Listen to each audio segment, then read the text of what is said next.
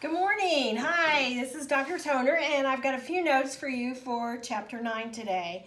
I want to give a shout out to my son, Patrick Schrader, who's our cameraman. Also, we'll be going over the learning objectives from this book by Karen and Hartley. And I want to also thank my church. We're in the church basement right now. I have ordered a whiteboard for home, but it hasn't come in yet, so I'm using the church's whiteboard.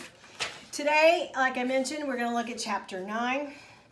Some of you have already taken notes in Chapter 9, but I got confused as to which classes had those notes and which classes didn't. So I'm going to put this out there for everyone. So our first learning objective is recognize the various terms that pertain to products and services. Now, I personally don't like this learning objective because services are products. If we think back to the very beginning of our class, we know that a product is a good, a service, an idea, and then also I would add in a location or a person too. So when they say products and services, maybe they meant to say goods and services, but for now, just remember that services are indeed products. So let's get to some of those vocabulary words. I'm going to erase what's on the board now.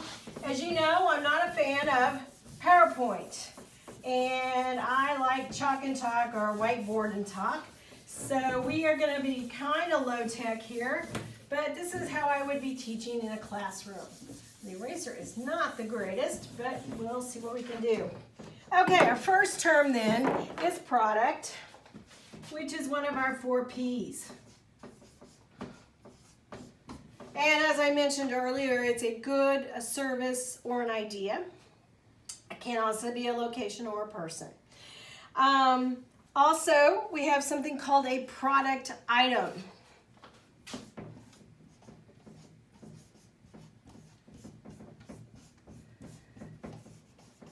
A product item is a unique variation of our product. So it could be a specific size, color, style, etc.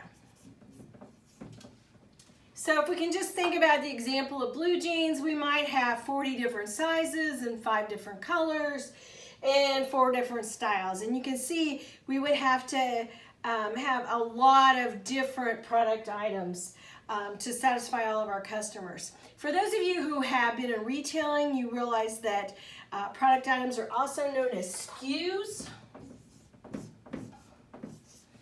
And SKU is just short for stock keeping unit. So if you would run out of a particular size or color or whatever, then you would know you'd need to reorder that particular SKU. Our third term then is going to be product line.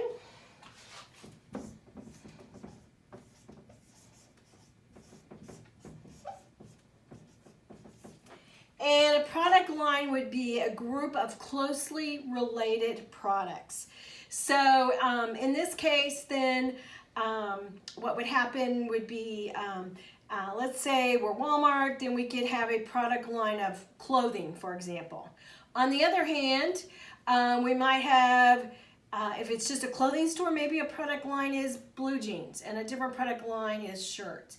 It takes a lot of managerial decision making and discretion to decide what is and what is not included in a product line. But just know that it's a group of closely related products.